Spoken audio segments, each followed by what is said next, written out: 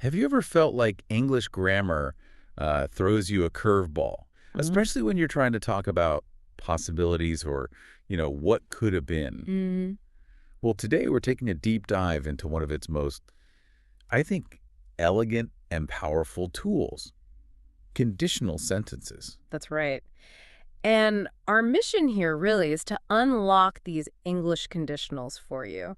Not just like the textbook rules, but how they actually let you express really precise meanings. Yeah, from the solid facts to, the wildest what ifs. Exactly. We want to give you a kind of shortcut to mastering that crucial if-then logic that runs through so much of English. And for this deep dive, we've pulled together some uh, really great nuggets from fantastic YouTube lessons. They're super comprehensive. Yeah, they are. It's almost like having a personal grammar coach, you know? They give these really clear explanations, lots of practical examples that help cut through the confusion. Definitely. So what can you expect? Well, we'll explore the four main types: zero, first, second, and third conditionals, plus those interesting mixed ones. Oh, yeah, the mixed ones can be tricky. They can, but we'll break them down. And we'll even uncover some clever alternatives to just using the word if. So hopefully get ready for some aha moments, especially if you've ever kind of tripped over these before. Yeah, absolutely. Okay, so building from the ground up, the most basic way English handles conditions is the zero conditional. Right. This one's all about facts, universal truths, things that are just generally true, habits, rules, Yeah. even giving instructions sometimes. Exactly. Think of it as like Miss Obvious. It tells you stuff that, well, always happens under certain If conditions. you heat water to 100 degrees Celsius, it boils. Precisely. Or if you leave ice cream in the sun, it melts.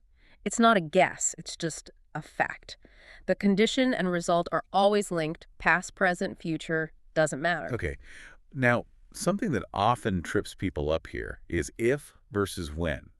How do they work in the zero conditional? That's a great point. In the zero conditional, honestly, they can often be swapped without really changing the basic meaning, especially for those absolute truths. So if you put a stone in water, it sinks. Is pretty much the same as when you put a stone in water, it sinks. Exactly the same outcome, same meaning. But there is a slight nuance. When tends to suggest more certainty, like it's just a matter of time until the condition happens. Right. Whereas if always carries that tiny hint of possibility, even if it's like 99.9% certain. So when you get home, call me. That sounds like I expect you to get home. Right. But if Phil calls, don't answer, well, Phil might call, he might not. It's conditional. Gotcha. And you mentioned instructions. You can use commands, imperatives in the main clause. Absolutely. If the fire alarm rings, leave the building. That's a classic zero conditional instruction. Or if you feel tired, take a break. Very common. Okay, so if zero is about the always true, the first conditional kind of moves us into the future, right? Yeah. Into what's possible or likely. Exactly. This is where it gets really dynamic. We're talking about possible future conditions and their likely results. This is your tool for predictions, plans, promises, offers, warnings, all that future-oriented stuff. And the classic structure is if plus present simple, Mm-hmm. then the result clause uses will plus the basic verb, the infinitive. That's the standard, yeah. But it's really important to remember it's not just will. You can use other modals to show different shades of meaning or certainty. Like can or might. Yeah, or could, may, even going to. They all give that future feel. So if we don't leave soon, we'll miss our train. That's pretty certain. Right. But if I'm late for work again, I might lose my job. That shows possibility, not certainty. Or if you tell Dan the news, he's going to faint, makes it sound very probable, almost definite in informal speech. Okay. So that brings us back to if versus when again, but in the first conditional context. How does it play out here? It's similar, but maybe even more distinct here. It really boils down to your confidence level about the condition happening. Yeah. If you use when, you're signaling high confidence that the if part will happen. When I see her tomorrow, I'll give her the message. You fully expect to see her. Right. The seeing her is almost a given. Exactly. But if you say, if I see her tomorrow, I'll give her the message, there's still that element of chance. Maybe you'll see her, maybe you won't. The if keeps that possibility open. That makes sense. It's a subtle shift, but changes the feeling. Mm-hmm. And this is where unless comes in too, right, as an alternative. Spot on. Unless is super useful. It basically means if not or except if. So it bundles the if and the not together. Precisely. Unless you study, you won't pass the exam is just a neater way of saying if you don't study, you won't pass the exam. It's very common, very efficient. Okay, so pulling back a bit, we've got 0 for general truths, first for specific future possibilities. What's the real key difference for someone trying to decide which one to use, like the impact? Yeah, good question. It's about context and what you're implying. 0 is for those universal rules or habits. If I drink coffee late at night, I don't sleep well. That's just how it is for me, generally. A standing rule for your life. Kind of, yeah. But the first conditional is about this specific future instance. So someone asks about your plans tonight. Are you going out? You might say, well, if I finish work early, I'll meet you guys. That's about tonight, not every night. Exactly. It's specific to that future possibility. And, using the wrong one can sometimes sound a bit odd. How so? Well, if you use the 0 conditional for a specific future thing, like saying, if I go to the party tonight, I get nervous, instead of I'll get nervous, it can sound a bit detached, almost like you're stating a scientific fact about yourself rather than talking about a specific feeling for tonight. Ah, I see.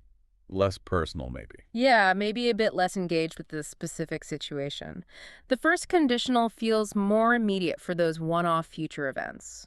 That's a really useful distinction. Okay, so that natural flow takes us into the second conditional. And this is where we leave reality behind a bit, isn't it? Totally. We're stepping firmly into imagination land here. Hypotheticals, unlikely scenarios, impossible present or future conditions, and their imaginary results. Dreams and wishes territory. Definitely. The structure is if plus the past simple tense. Right, the past tense signals the unreality. Exactly. And then the main clause is would plus the basic verb, the infinitive. So if I had $1,000,000, I would travel the world. The classic lottery dream example. It is. And you hear it in songs all the time. For that reason, people dreaming, wishing things were different now or in the future. And again, would is common, but you could use might or could too. Like if I had more time, I could learn the piano. And what of that grammar point, the where thing? Using where even with I, he, she, it. Yeah. Ah, yes. If I were you. That's a classic. In the if clause of the second conditional, especially when giving advice or talking about something very clearly unreal, using were for all subjects is very common and often considered more formally correct. So if you were taller, he could reach the shelf. Exactly. Now, you will hear people say, if I was you, in informal chat, it's definitely out there, but if I were you is the standard advice form. It strongly signals this is hypothetical. Okay. And beyond dreaming, what are the practical uses? Oh, tons. It's brilliant for asking hypothetical questions politely. What would you do if you suddenly lost your job? Not saying you will, just imagining. Less direct. Much less direct, great for giving advice, as we said. If I were you, I'd apologize. And it's a really tactful way to explain why you can't do something. How does that work? Like, if I had his phone number, I would call him. The implication is clear. I don't have his number, so I can't call him. But it sounds softer than just saying, I don't have his number. Right. Softens the refusal. Mm. Very useful. Okay, so second conditional is imagining the unreal present or future. That leaves the third conditional, which takes us into the past. The immutable past. This is the past unreal conditional. It's all about imagining a different past, something that didn't happen, and its impossible past result. This is the land of regrets, right? And maybe blaming people. Absolutely. Regrets, criticisms, thinking about how things could have turned out differently if something in the past had been different. The structure is a bit more complex. If plus the past perfect. Which is had plus the past participle. Correct. Had studied, had known, had left. And then the main clause is would have plus the past participle. Would have passed, would have called, would have been. Exactly. And remember, it's always have after would, never has or had. So if I'd studied harder, I would have passed the exam. Reality. Didn't study, didn't pass. Precisely. Or maybe criticizing someone. If you hadn't been so late, we wouldn't have missed the start of the film. Ouch. Yeah. That's definitely got a tone of blame. It often does. It highlights that the past situation is impossible to change now. And again, you can use could have or might have in the result clause too. If I had known you were coming, I could have baked a cake. Still implies you didn't know, so no cake was baked. Exactly. And in spoken English, you'll hear those contractions constantly. Would've, could've, might've, even kind of slurred like woulda. Yeah, if I had known, I would have told you. Totally natural sound. Just remember the full forms for writing formally. Okay, so this brings up a big question. We've got these 4 types. How do they all fit together? How do you choose? Because picking the wrong one really changes the meaning, doesn't it? Massively. The choice signals everything from solid fact to pure fantasy to past regret. Let's use that driving example to compare all 4 quickly. Right. Zero conditional. If we drive, we get there faster. General truth. Driving is faster than walking, for example. It's a fact about this route or method. Right. First conditional. If we drive, we get there faster. Specific, future plan or prediction. We're talking about this trip maybe tomorrow. It's likely. Second conditional. If we drove, we'd get there faster. Present or future unreal. Maybe we don't have a car, or we've decided to take the train. We're just imagining driving. Perfect. And third conditional. If we had driven, we would have gotten there faster. Past unreal, regret. We didn't drive. Maybe we took that slow train, and now we're late. We're looking back at what didn't happen. See, same basic idea, driving being faster, but the conditional you choose paints a completely different picture of reality and time. It's incredibly powerful. It really is. Okay, now, things get even more interesting with mixed conditionals. These sound complicated, but the name kind of gives it away. It does. They mix elements from the second and third conditionals. Basically, you're talking about different time frames in the same sentence, linking past and present, or present and past, in a hypothetical way. Okay, so what's the first common type? The first links a hypothetical past condition, like in the third, with a hypothetical present result, like in the second. So the if clause is past perfect. Had done. And the main clause is would plus the basic verb. Exactly. Would be, would have, would know, for example. If I had taken that job offer last year, I would be living in London now. Ah, okay. Past action, not taking the job, has a present result, not living in London. You got it. Reality. Didn't take the job, don't live in London now. It connects past cause to present effect. Makes sense. And the other common mix? That one flips it. It links a hypothetical present condition, like in the second, with a hypothetical past result, like in the third. So if plus past simple. Right. If I knew. And the main clause is would have plus past participle. Perfect. Like, if I spoke French fluently, I would have applied for that job in Paris. Okay, so the present reality, I don't speak French well, affected a past action. I didn't apply for the job. Exactly. Reality. Not fluent now, didn't apply in the past.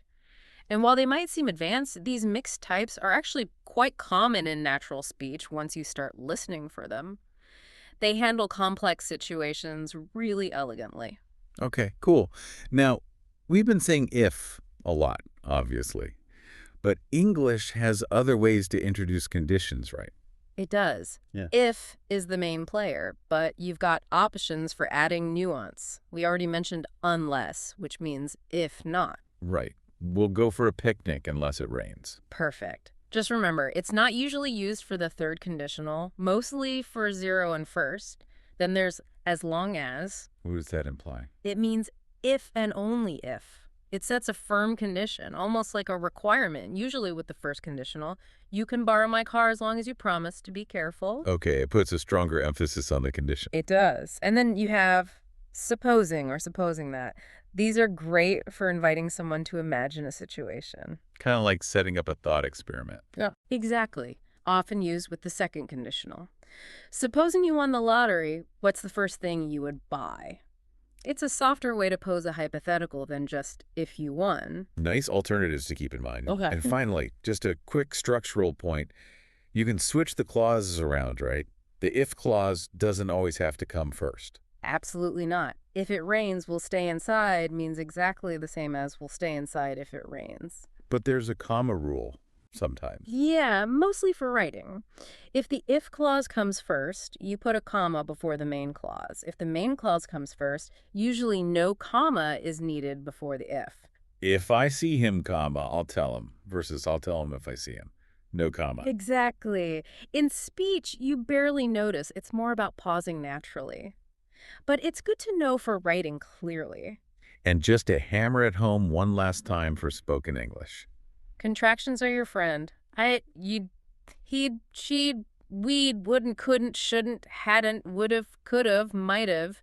Use them. It makes you sound much more natural. Definitely. Okay, wow. We've covered a lot of ground there. We navigated from the solid facts of the zero conditional through the future possibilities of the first. Into the imaginary worlds of the second, the past regrets of the third, and even those clever, time-bending mixed conditionals.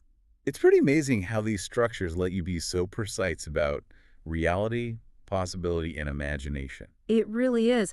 They transform grammar rules from something scary into tools for really clear, expressive communication. You now have ways to talk not just about what is, but what could be, what might have been, what you wish for, all with these structures. So maybe a final thought for everyone listening. As you go about your day, start noticing these conditionals in conversations and things you read, on TV. Yeah, listen for them. And think about the choice the speaker made.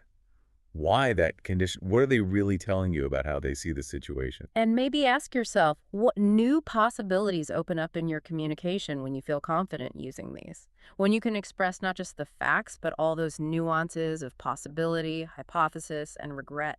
Keep practicing, keep listening, keep playing with them. Exactly. The more you use them, the more natural they'll feel, and the better you'll be at saying exactly what you mean.